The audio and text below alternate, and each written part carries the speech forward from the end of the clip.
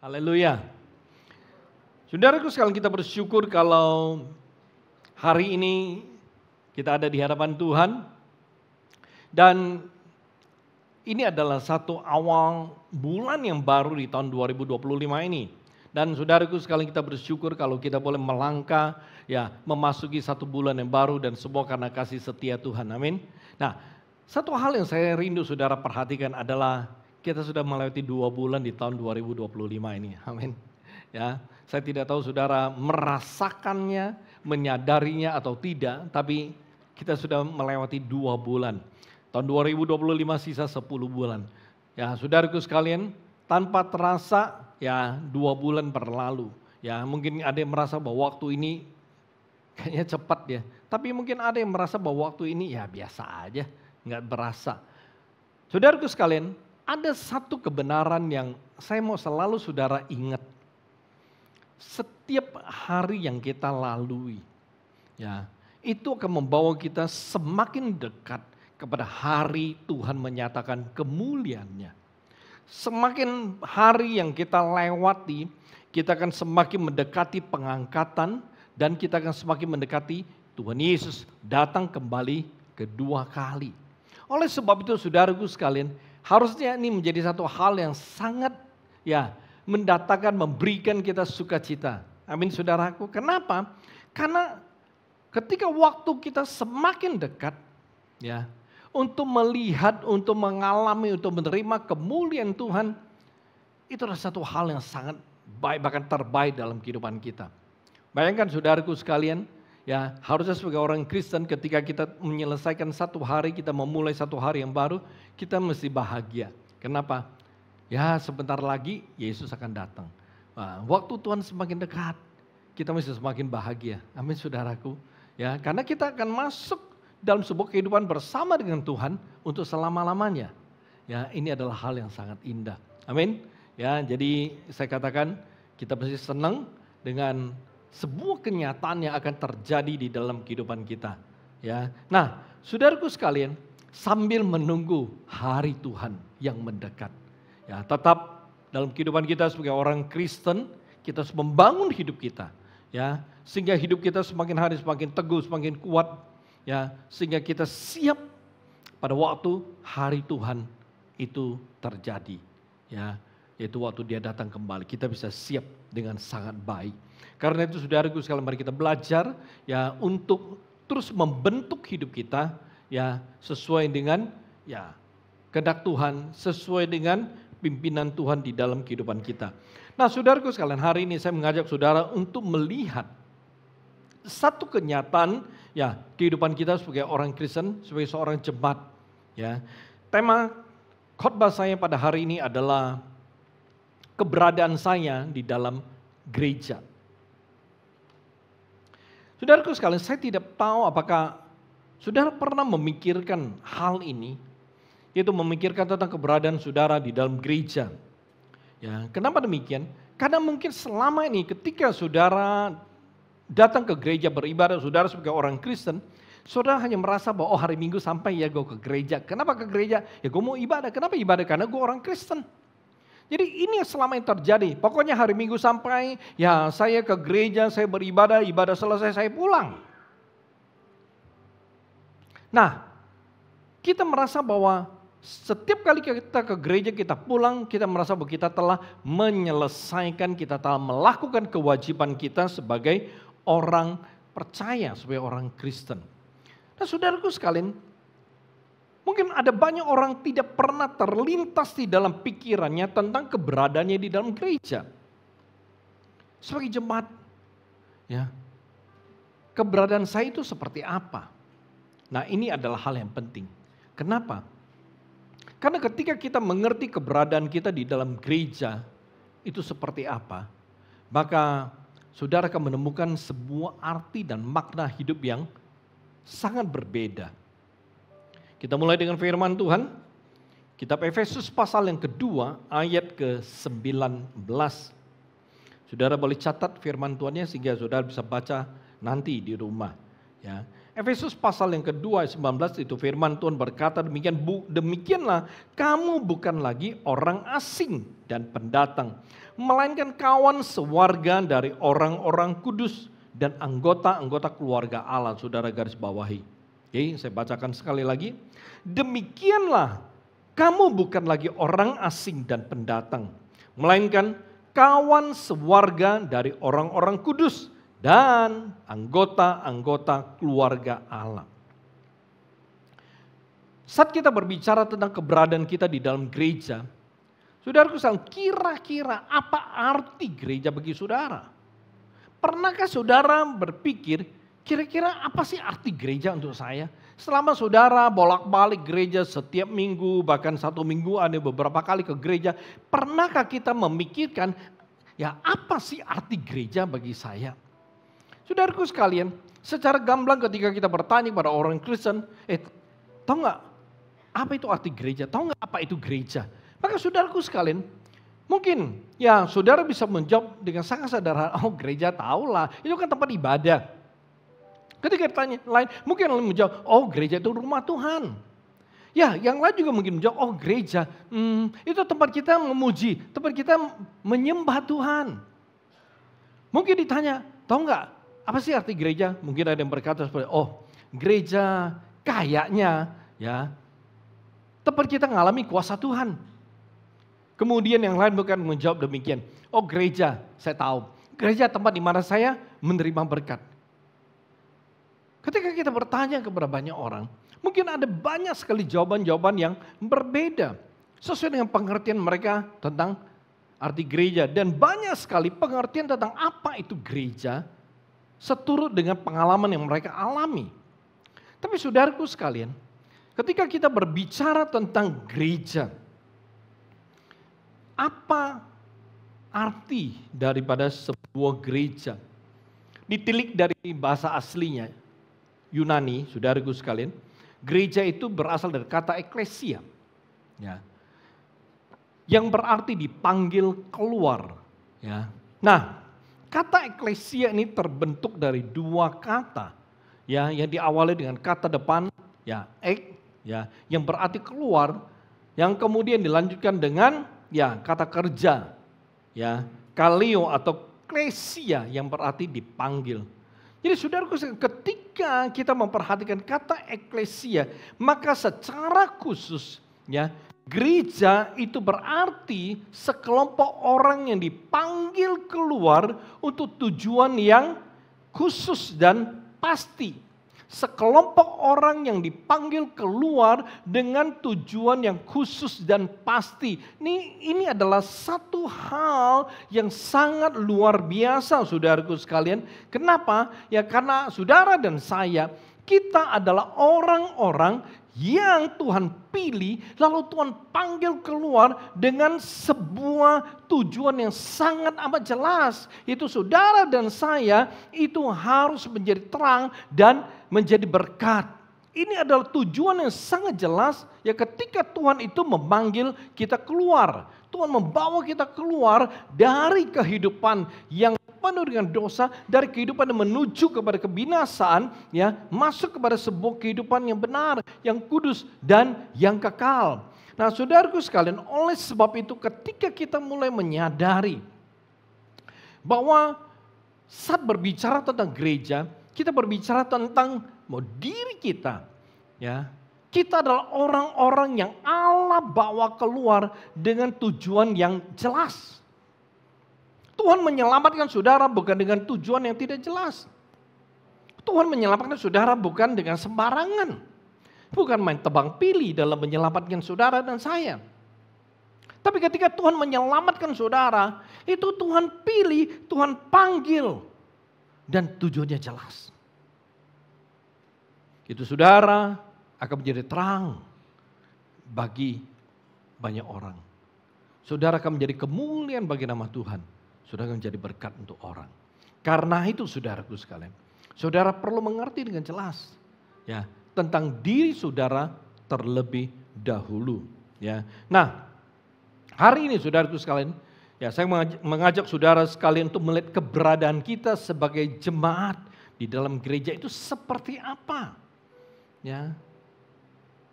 Tapi kita akan mulai terlebih dahulu melihat ya apa itu panggilan gereja terlebih dahulu. Kenapa?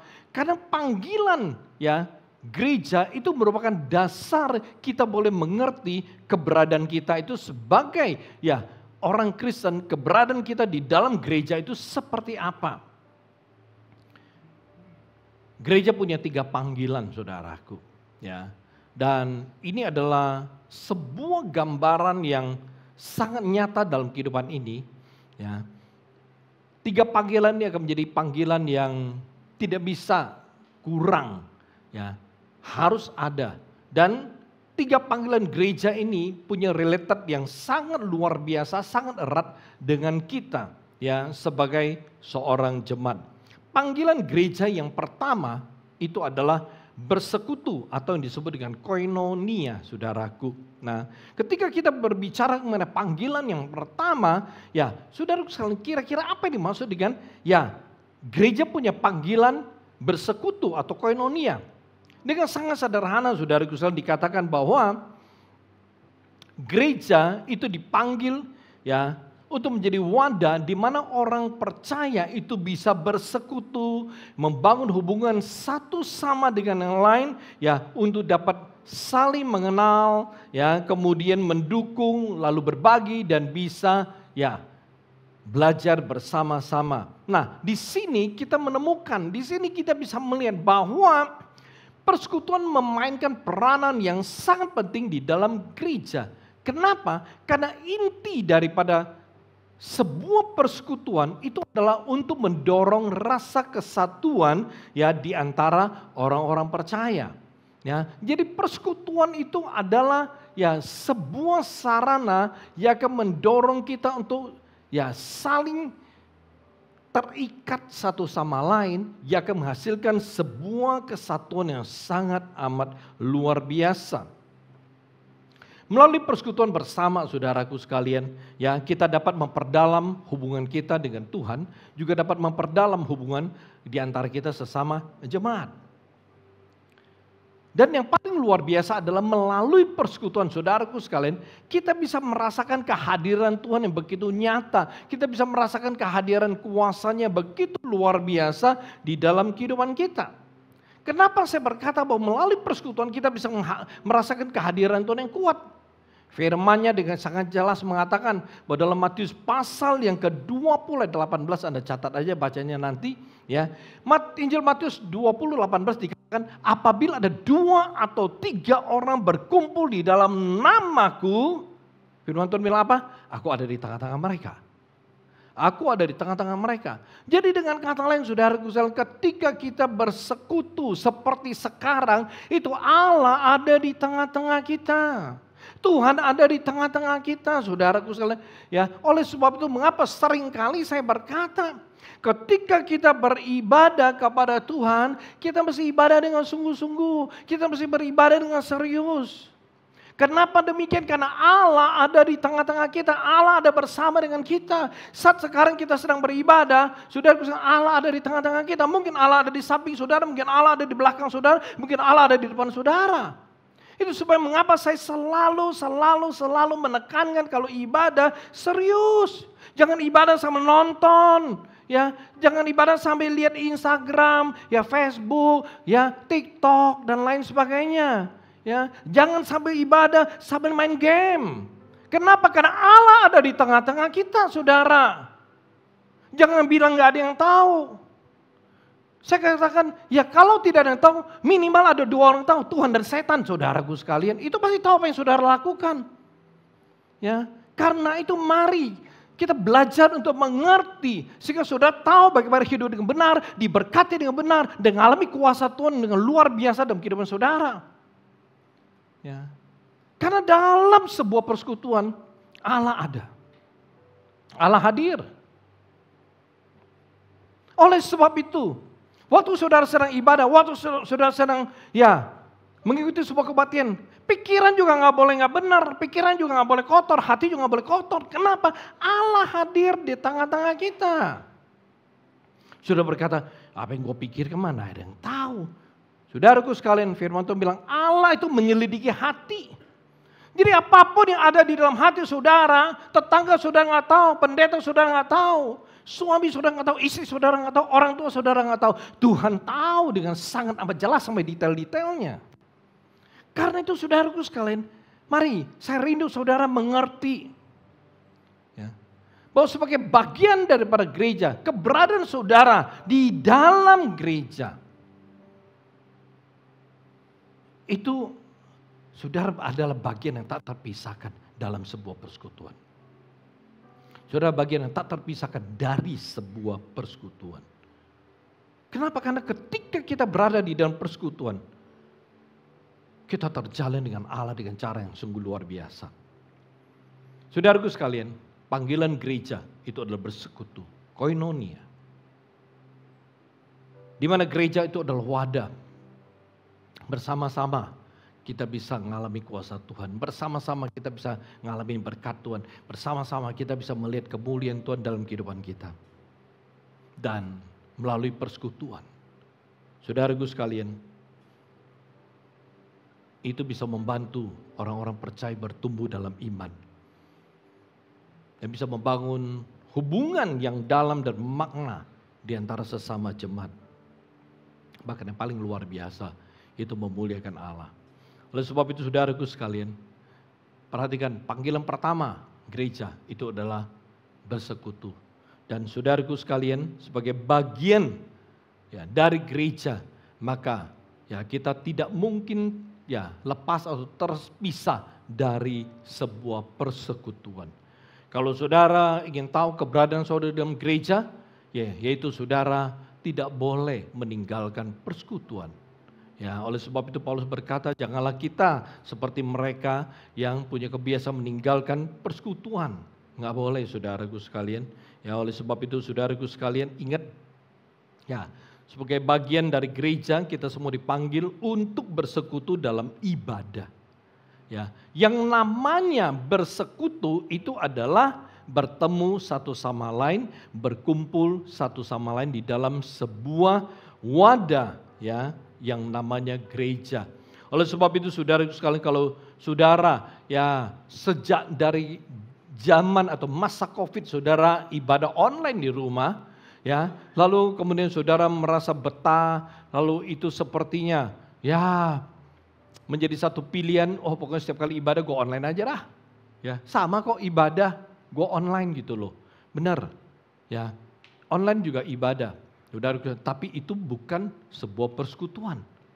Ya, itu bukan sebuah persekutuan, tapi sebuah ibadah benar. Tapi perhatikan, oleh sebab itu, ya, kalau Anda terbiasa untuk ibadah di rumah atau online, ya, ibadah secara online, tidak mau ke gereja beribadah, saya mau katakan bahwa itu bukan bersekutu dengan Tuhan. Ya, nah, oleh sebab itu mengapa saya sering kali mendorong jemaat, jangan ibadah online. Sekarang sudah onsite, mari datang ke gereja untuk beribadah. Kenapa? Karena kalau saudara mau masuk dalam panggilan gereja yang sebenarnya yaitu bersekutu, maka saudara mesti merupakan bagian daripada persekutuan tersebut. Ini penting. Kecuali kalau saudara memang berhalangan, saudara punya tugas, saudara dinas, saudara punya pekerjaan di luar kota, atau saudara memang sedang keluar negeri dan lain sebagainya, saudara nggak bisa hadir, saudara ikut online nggak masalah. Tapi kalau selama saudara ada di tempat saudara yang nggak kemana-mana, kalau saudara ibadah, saudara berusahalah untuk hadir di gereja. Karena saudara akan masuk dalam arti yang sesungguhnya ya di dalam koinonia. Panggilan yang kedua gereja. Ya, panggilan kedua adalah bersaksi atau yang dikenal dengan marturia, saudaraku, ya. Ya. Ketika kita bertanya apa ini maksud gereja punya panggilan itu bersaksi atau marturia. Itu artinya sederhana saudaraku sekalian, bahwa gereja itu dipanggil untuk membangun dan memperlengkapi orang percaya untuk membagikan ya iman mereka dan memberikan kesaksian ya mereka mengenai karya penyelamatan atau karya keselamatan yang telah Kristus Yesus perbuat atas mereka. Itu bersaksi. Ya. Nah saudaraku sekalian, ketika kita bicara tentang bersaksi, itu merujuk kepada sebuah fungsi di mana kita menyampaikan ya kebenaran-kebenaran Injil. Di dalam perjanjian baru, saudaraku sekalian, kita melihat bahwa arti marturia, istilah marturia itu seringkali dipakai untuk menggambarkan bagaimana peranan orang percaya menceritakan apa yang mereka alami. Mereka mengimpartasikan iman mereka berdasarkan apapun yang mereka lihat, mereka alami, mereka dengar. Ya, mereka kemudian menceritakan apa yang telah Yesus perbuat bagi mereka. Saudaraku sekalian, oleh sebab itu perhatikan. Kalau saudara berbicara mengenai bahwa saudara ada bagian daripada gereja, ya, ketika kita berbicara mengenai keberadaan kita di dalam gereja, maka saudaraku sekalian, kita harus menjadi pribadi-pribadi yang siap diperlengkapi, menjadi pribadi yang siap dibentuk, sehingga kita mampu untuk bersaksi tentang apa yang telah Kristus lakukan. Kita mampu bersaksi tentang apa yang Yesus telah perbuat bagi kita. Banyak orang berkata, ya, aduh bersaksi, saya nggak tahu apa yang saya mesti katakan. Aduh saya nggak bisa, saya nggak pandai ngomong. Ya saudaraku sekalian, perhatikan, bersaksi itu bukan pidato. Bersaksi bukan yang menyuruh saudara itu berkhotbah. Bersaksi itu sangat sederhana. Saudara bisa menceritakan kepada orang ya apa yang Yesus telah perbuat bagi saudara. Saudara bisa menceritakan bagaimana Yesus telah mengubahkan hidup saudara, Yesus menyembuhkan sakit saudara, Yesus memulihkan keluarga saudara dan lain sebagainya. Saudara menceritakan apa yang saudara alami, pengalaman-pengalaman saudara sama Tuhan. Itu bersaksi saudaraku sekalian. Ya, karena itu kita perlu mengerti. Saudara siap untuk terus diperlengkapi. Sehingga saudara mampu untuk bersaksi. Dan yang paling penting ketika kita berbicara mengenai keberadaan kita di dalam gereja, ya, maka kita mesti sadar bahwa kita adalah bagian daripada gereja. Ya, dan kalau kita adalah bagian daripada gereja, kita punya tanggung jawab untuk mengerti, untuk belajar, untuk bersaksi. Karena kita ditetapkan untuk menjadi seorang saksi. Kisah Rasul pasal yang pertama ayat 8 mengatakan seperti ini. Tetapi kamu akan menerima kuasa. Jadi saudaraku sekalian, jangan takut gak mampu untuk bersaksi. Karena Alkitab bilang kita akan terima kuasa ketika kalau Roh Kudus turun ke atas kamu. Dikatakan kamu akan menjadi saksiku di Yerusalem dan di seluruh Yudea dan Samaria dan ke ujung bumi. Jadi saudaraku sekalian, ketika kita menyadari bagian kita di dalam gereja, kita punya tanggung jawab untuk bersaksi, maka saudaraku sekalian, Tuhan telah mempersiapkan. Tuhan telah memberikan sebuah kekuatan, kemampuan. Itu kita akan menerima kuasa. Kita terima kekuatan, kita akan terima kemampuan, kita akan terima pimpinan Tuhan. Sehingga kita bisa bersaksi. Oleh sebab itu ketika saudara rindu mau bersaksi, maka saudara akan diurapi untuk bisa bersaksi. Amin saudaraku. Perhatikan, kita tidak bisa berkata bahwa udah biarin yang lain bersaksi aja lah. Biarin bosu-bosu yang bersaksi, biarkan itu para ketua sel yang bersaksi, biarkan para staf gereja, full timer gereja, biarkan para pelayan yang bersaksi. Saya nggak usah. Perhatikan di ayat ini. Melalui ayat ini Tuhan Yesus memerintahkan, ya. Jadi perintah saudaraku ayat ini. Tuhan Yesus memerintahkan kepada para pengikutnya, murid-muridnya untuk menjadi saksi atas kehidupan, kematian dan kebangkitan Kristus pada waktu itu. Dan membagikan kabar baik. Yaitu keselamatan yang bisa mereka peroleh di dalam Kristus Yesus. Itu perintah Yesus pada waktu itu. Dan perintah ini bukan hanya untuk murid-muridnya. Tapi perintah ini juga berlaku untuk Anda dan saya. Kita diperintahkan untuk bersaksi. Kita diperintahkan untuk memberitakan Injil.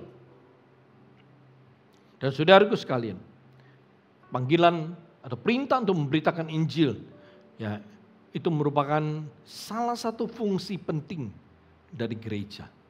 Dan kalau saudara adalah bagian daripada gereja, maka ini merupakan sebuah tanggung jawab yang sangat penting dalam hidup saudara. Kenapa? Karena melalui kesaksian kita bisa menyelamatkan banyak jiwa.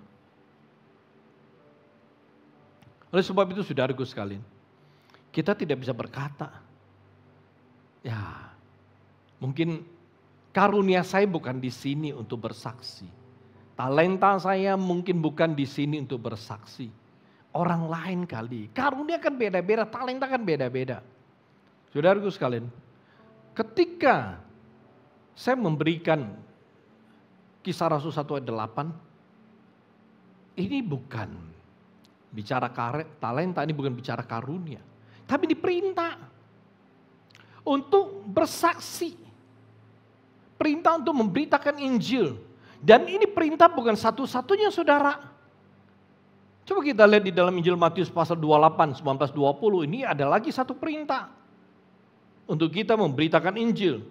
Firman Tuhan bilang begini, Matius 28, 19-20, karena itu pergilah, jadikanlah semua bangsa muridku, dan baptislah mereka dalam nama Bapa dan Anak dan Roh Kudus, dan ajarlah mereka melakukan segala sesuatu yang telah kuperintahkan kepadamu, dan ketahuilah aku menyertai kamu senantiasa sampai kepada akhir zaman. Amin. Sesuatu yang diberikan lebih dari satu kali, itu berarti sesuatu yang penting. Diingatkan lebih dari satu kali, itu artinya urgent saudaraku. Oleh sebab itu kalau perintah untuk memberitakan Injil, perintah untuk bersaksi, itu harus menjadi bagian hidup kita, tanggung jawab kita yang kita ambil dengan penuh kesadaran, penuh pengertian. Jadi sekali lagi saya mau tegaskan, bersaksi, memberitakan Injil bukan soal talenta, bukan soal karunia, bukan soal kemampuan. Tapi ini soal tanggung jawab dan bagian dari hidup kita. Jadi saudara dan saya ingat, kita harus belajar untuk memberitakan Injil. Kita belajar untuk bersaksi. Menceritakan apa yang Yesus perbuat. Menceritakan Yesus mati, ya, lalu dia bangkit. Menceritakan bahwa hanya di dalam dia ada keselamatan. Ya, ceritakan tentang kuasa-kuasa Tuhan yang bekerja dalam kehidupan saudara. Itu kesaksian. Oleh sebab itu mari kita selalu bisa memberitakan kabar baik ini kepada orang-orang yang belum percaya. Panggilan yang ketiga saudaraku. Panggilan gereja yang ketiga adalah melayani atau yang kita sebut dengan diakonia. Apa yang dimaksud dengan panggilan gereja? Melayani. Saudaraku sekalian, artinya gereja itu dipanggil untuk melayani orang lain dalam kasih dan belas kasihan. Ya.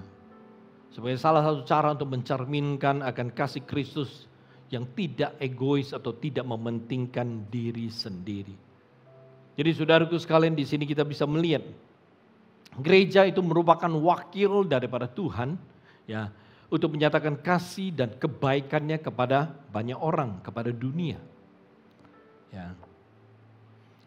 Jadi kalau saudara adalah bagian daripada gereja, keberadaan saudara dalam gereja, saudara bagian daripada gereja, maka perhatikan, saudara itu adalah wakil Tuhan. Wakilnya Tuhan untuk menyatakan kebaikan, untuk menyatakan kasih Tuhan kepada orang-orang di sekitar kita, untuk orang-orang yang membutuhkan. Jadi ketika kita berbicara bahwa dalam konteks gereja dipanggil untuk melayani, saudaraku sekalian, ini merujuk kepada fungsi daripada gereja dalam memperhatikan, dalam mengutamakan melayani orang-orang yang memang membutuhkan terlebih dahulu dibandingkan diri kita sendiri. Jadi ketika kita bicara tentang fungsi gereja melayani, kita berbicara dengan bagian aku sebagai bagian daripada gereja Maka kita mesti mengutamakan melayani orang lain terlebih dahulu dibandingkan diri kita. Kalau kita bicara melayani, maka orang lain harus yang pertama dan terutama. Itu bicara melayani. Kalau kita bicara melayani bukan bicara tentang diri kita. Kita bicara mengenai orang lain. Kita bisa bicara mengenai tetangga kita, lingkungan kita, atau mereka yang kekurangan, ya, yang tidak ada, yang bisa kita berikan dengan kelebihan kita. Mungkin mereka membutuhkan pertolongan, mungkin mereka membutuhkan ya kekuatan dan lain sebagainya. Oleh sebab itu kita perlu mengerti, saat kita bicara melayani, kita bukan berbicara tentang diri kita sendiri. Saat kita berbicara mengenai panggilan gereja untuk melayani, maka itu juga merupakan panggilan kita. Karena kita ada bagian daripada gereja. Saudaraku sekalian, 1 Petrus pasal 4, 10, 11. Firman Tuhan bilang begini. Layanilah seorang akan yang lain sesuai dengan karunia yang telah diperoleh tiap-tiap orang sebagai pengurus yang baik dari kasih karunia Allah. Jika ada seorang yang berbicara, baiklah ia berbicara sebagai orang yang menyampaikan firman Allah. Jika ada orang yang melayani, baiklah ia melakukan dengan kekuatan dianugerahkan Allah. Supaya Allah dimuliakan dalam segala sesuatu karena Yesus Kristus. Ialah yang punya kemuliaan dan kuasa sampai selama-lamanya. Amin. Menarik saudaraku sekalian. Firman Tuhan ini memberitahukan dengan sangat jelas kepada kita. Bahwa kita harus melayani orang lain sesuai dengan karunia yang Tuhan berikan pada kita. Kita harus melakukannya. Ya, kenapa? Karena karunia itu diberikan Tuhan kepada kita. Nah, sebagai orang yang bertanggung jawab mengurus karunia yang Tuhan taruh, Tuhan tempatkan dalam kehidupan kita, kita mesti melakukannya dengan baik. Saudara tidak bisa menyimpan ya karunia, saudara tidak bisa menyimpan kelebihan saudara, saudara tidak bisa menyimpan kemampuan saudara hanya untuk diri saudara. Itu nggak benar di hadapan Tuhan. Karena Tuhan memberikan kita karunia, Tuhan memberikan kita kelebihan, Tuhan memberikan kita kemampuan agar kita bisa melayani orang lain dan melayani Tuhan. Jadi kemampuan, kelebihan, karunia yang Tuhan berikan kepada kita bukan untuk melayani diri kita sendiri. Ini adalah hal yang sangat penting diketahui oleh Anda dan saya, diketahui oleh orang-orang Kristen. Supaya kita benar-benar bisa hidup sesuai dengan apa yang Tuhan mau. Kita bisa hidup dengan penuh tanggung jawab dan tanggung jawabnya itu benar. Dengan apa yang telah Tuhan berikan pada kita. Kenapa? Karena apa yang Tuhan telah berikan kepada saudara nanti pasti, absolutely itu Tuhan akan minta tanggung jawab sama saudara. Saudara nggak bisa bilang, nggak. Kan kemampuan, kelebihan, semua ada dalam hidup saya, kan punya saya. Saudara merasa bahwa saudara telah berjuang untuk mendapatkannya. Saudara merasa saudara berharga sehingga saudara punya karunia, punya talenta, punya kemampuan seperti hari ini. Tapi saudara jangan lupa, karunia, talenta, kepandaian, kelebihan itu Tuhan berikan kepada saudara. Bahkan kalau saudara baca dalam Ulangan dan Perjanjian Lama, kekayaan pun Tuhan berikan kepada saudara. Jadi tidak ada segala sesuatu yang ada di dalam hidup saudara itu dihasilkan dari diri saudara dan kemampuan saudara. Enggak. Semua itu dari Tuhan. Saudara perlu menyadari kebenaran ini.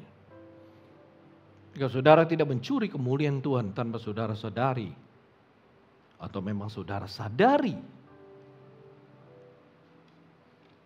Saudaraku sekalian, mari kita perhatikan panggilan gereja yang ketiga, melayani, diakonia.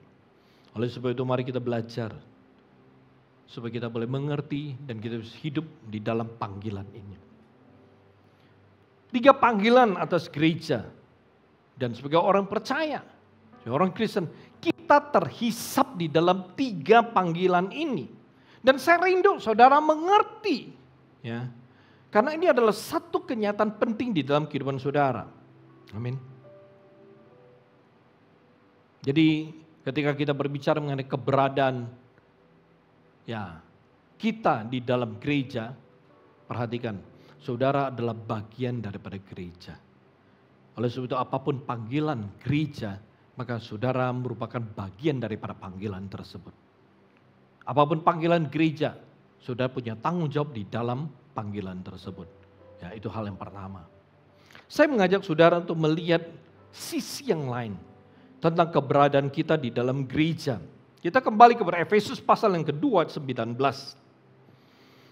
Efesus 2:19, demikianlah kamu bukan lagi orang asing dan pendatang, melainkan kawan sewarga dari orang-orang kudus dan garis bawahi, anggota-anggota keluarga Allah. Anggota-anggota keluarga Allah. Perhatikan saudaraku sekalian. Apabila kita adalah anggota keluarga Allah, maka gereja itu adalah keluarga rohani dan rumah rohani, di mana posisi kita adalah anak dalam keluarga dan rumah rohani ini. Ini penting untuk diperhatikan. Saudaraku sekalian, anak dan tamu itu berbeda. Ketika kita berbicara mengenai keluarga rohani, ketika kita berbicara mengenai rumah rohani, saudaraku sekalian, maka kita perlu tahu bahwa kita adalah anak rohani. Kita adalah anak di dalam keluarga rohani dan rumah rohani. Kalau hari ini GB Antioquia itu adalah keluarga rohani dan rumah rohani saudara, maka saudara adalah anak di dalam keluarga rohani GB Antioquia. Ini yang saudara perlu mengerti. Nah, saudaraku sekalian, seperti yang saya katakan tadi, ada perbedaan yang sangat signifikan antara seorang anak sama seorang tamu. Saya percaya Anda mengerti.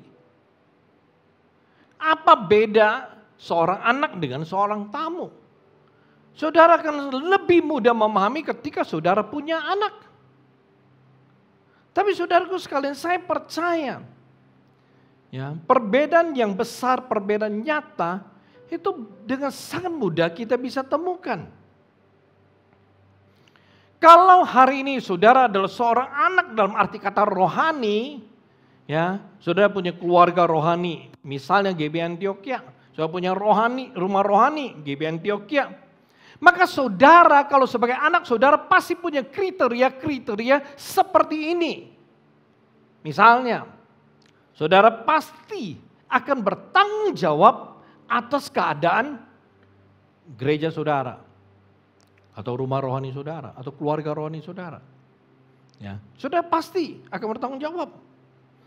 Atau saudara pasti punya rasa memiliki dan rasa peduli yang tinggi terhadap gereja saudara, terhadap keluarga rohani saudara.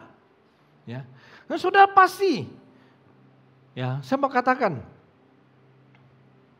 kalau kita punya rumah, punya keluarga rohani, saudara mungkin keluar kerja dinas 3 hari. Atau saudara pergi jalan-jalan ke luar negeri 5 hari.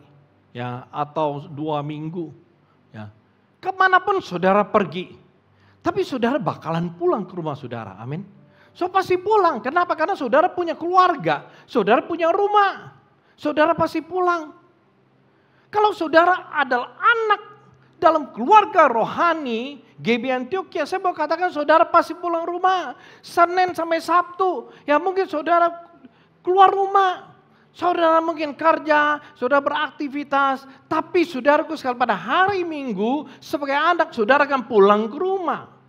Saudara akan datang untuk beribadah. Karena ini adalah rumahmu, keluarga rohanimu. Amin. Selain itu, kalau saudara adalah seorang anak, kriteria yang pasti ada. Itu saudara pasti menghadiri berbagai acara keluarga.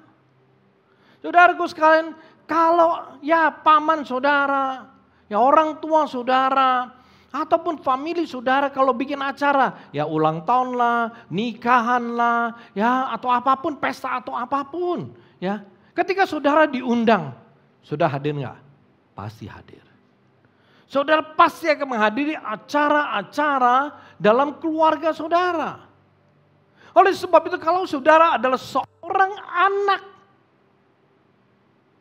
dalam keluarga rohani GBI Antioquia, maka apapun acara, kegiatan, kebaktian pengajaran, KKR, pembinaan, ya seminar, apapun yang dilakukan oleh gereja atau rumah rohani saudara, seharusnya saudara menghadiri ini acara keluarga. Saudara hadir dalam acara-acara ini. Amin saudaraku. Itu kalau saudara sebagai seorang anak. Pasti saudara hadir. Selama ini saudaraku sekalian, ada beberapa hamba Tuhan yang teruji belasan tahun.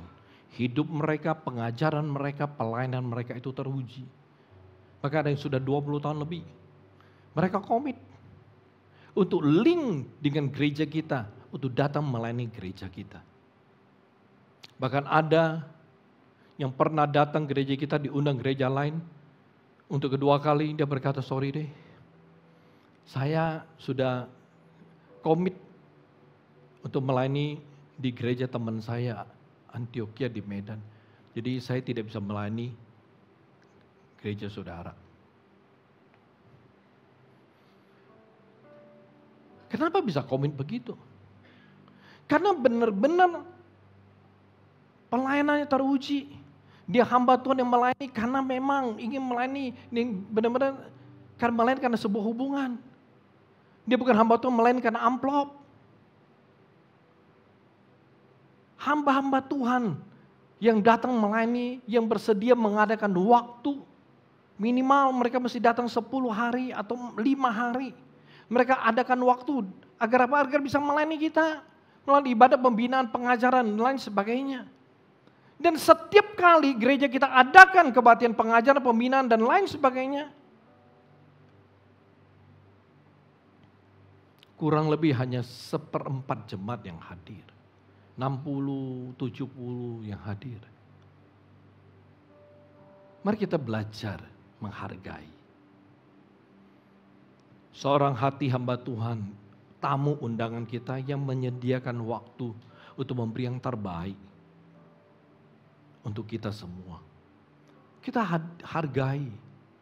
Mari kita datang, kita hadiri untuk terima, diperlengkapi, dibentuk lebih oleh Tuhan melalui hamba Tuhan tersebut. Dan kalau saudara adalah anak, ini acara dalam keluarga saudara, keluarga rohani. Ya sudah tanggung jawab kita, kita hadir saudara. Kita hadir karena acara keluarga. Amin. Kalau saudara tamu, ya wajar. Kalau tamu, ya, maka pasti dia tidak akan punya rasa tanggung jawab, tidak punya rasa memiliki. Dia juga belum tentu untuk hadir dalam acara keluarga kita kalau tamu. Ya, dan kalau namanya tamu, enggak setiap minggu, setiap 3 hari sehari dia datang ke rumah saudara, enggak. Saya tidak tahu apakah ada saudara punya tamu, ya, yang setiap minggu sekali datang ke rumah saudara atau setiap 3 hari datang ke rumah saudara. Kalau namanya tamu mungkin lama-lama sekali. Ya mungkin juga ada yang setahun sekali. Ya pas hari raya aja datang. Saudaraku sekalian, oleh sebab itu, kalau saudara menyadari posisi saudara yang sesungguhnya, maka hidup bergereja saudara itu akan berubah dan menjadi berbeda. Perubahan persepsi mengenai apa itu gereja dan untuk apa gereja itu ada, itu memiliki implikasi yang besar saudaraku sekalian. Tidak hanya bagi pengembangan rohani saudara secara pribadi, tapi juga itu akan membuat saudara ya masuk ke dalam sebuah pemahaman mengenai misi, mengenai ibadah, mengenai penginjilan, mengenai pengajaran, mengenai pemuridan, mengenai bagian saudara sebagai orang Kristen. Apabila hari ini saudara menyadari keberadaan saudara sebagai anak di dalam gereja, maka perkataan ini pasti tidak akan keluar dari mulut saudara. Kalimat ini pasti tidak akan keluar dari mulut saudara kalau saudara menyadari saudara adalah anak di dalam keluarga rohani ini. Kalimatnya seperti apa? Seperti ini. Ya, saya mau mencari gereja yang cocok. Atau saya mau merasakan suasana ibadah di gereja lain. Atau saya mau pindah gereja.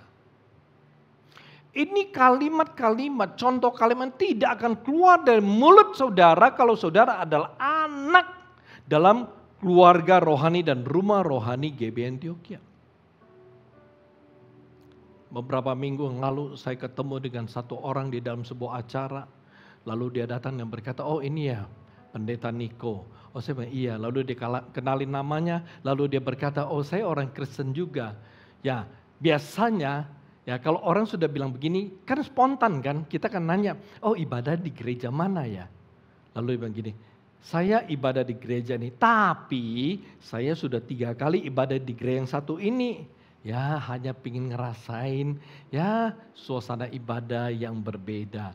Ya saya hanya ingin ya ke sebuah gereja yang ya lain karena saya sudah lama di gereja ini. Ketika dia ngomong begitu, ya saya senyum-senyum aja. Ya, kenapa demikian? Kalau orang bisa begitu, sudah jelas dia bukan anak dalam keluarga rohani tersebut. Dia bukan anak dalam gereja tersebut. Dia itu tamu, simpatisan tamu. Jadi gak heran. Oleh sebab itu saudaraku sekalian, ketika kita bicara mengenai keberadaan kita di dalam gereja, maka saudara adalah bagian daripada gereja tersebut. Keberadaan saudara adalah berada dalam persekutuan. Keberadaan saudara adalah harus bisa bersaksi. Menjadi saksi itu keberadaan saudara. Lalu melayani. Itu keberadaan saudara. Melayani. Dan hal yang paling utama. Keberadaan saudara dalam gereja, saudara anak dalam keluarga rohani dan rumah rohani. Saudaraku sekalian, ini yang saudara perlu ketahui. Jadi hari ini coba saudara periksa keberadaan saudara di dalam gereja itu seperti apa. Saudara coba periksa keberadaan saudara di dalam gereja itu apakah sudah sesuai dengan panggilan gereja dan posisi saudara yang sebenarnya. Saudara adalah anak atau saudara tamu dalam sebuah keluarga rohani, dalam sebuah rumah rohani. Amin. Kita tundukkan kepala saudara. Kita tenangkan diri di hadapan Tuhan. Dan saat ini saya mau saudara merenungkan tentang diri saudara. Saya mau saudara merenungkan keberadaan saudara di dalam gereja. Sebagai orang Kristen yang sudah berpuluh-puluh tahun. Sebagai orang Kristen yang sudah belasan tahun. Sudah menjadi orang Kristen bertahun-tahun. Apakah saudara menyadari keberadaan saudara, saudara menyadari posisi saudara atau tidak? Hari ini saudara adalah seorang anak atau seorang tamu di dalam sebuah keluarga rohani dan dalam sebuah rumah rohani. Pikirkan, renungkan. Belajar. Seorang anak itu harus siap belajar. Siap diajar, siap dibentuk, siap diperlengkapi. Agar saudara punya hidup bisa sepadan dengan panggilan Tuhan. atas gerejanya dan panggilan Tuhan atas kehidupan saudara. Siapkan diri saudara, agar saudara bisa masuk dalam peran saudara yang sesungguhnya.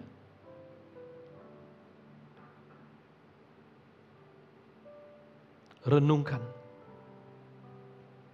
Haleluya Yesus. Bapa, pada saat ini hamba berdoa. Hamba menyerahkan Tuhan firman-Mu yang disampaikan. Tuhan, hamba berdoa minta kasih karunia-Mu untuk setiap jemaat yang mendengarkan. Biarlah Tuhan memberikan mereka pengertian. Sehingga mereka sungguh-sungguh boleh mengerti, menyadari bagian mereka di dalam gereja. Mereka boleh sungguh-sungguh mengerti keberadaan mereka di dalam gereja. Dan mereka sungguh-sungguh bisa hidup di bagian mereka yang sebenarnya. Tuhan pimpin, Tuhan tuntun mereka, Tuhan tolong. Supaya mereka menemukan keberadaan mereka yang sesungguhnya. Lalu mereka bisa bertumbuh di bagian tersebut. Tuhan merindu setiap umat-Mu, setiap mereka itu benar-benar bisa menjadi anak di dalam sebuah keluarga rohani, dalam sebuah rumah rohani. Mereka bisa menjadi seorang anak dalam keluarga GB Antioquia. Sehingga mereka boleh bertumbuh bersama-sama. Dan mereka boleh hidup sesuai dengan apa yang telah Engkau tetapkan untuk mereka. Mulia bagi nama-Mu, berkati firman-Mu, sempurnakan firman-Mu dalam diri hidup setiap mereka yang percaya dan menerimanya. Mulia bagi nama-Mu, di dalam nama Yesus yang sungguh luar biasa kami berdoa, bersyukur. Haleluya, haleluya, amin, amin.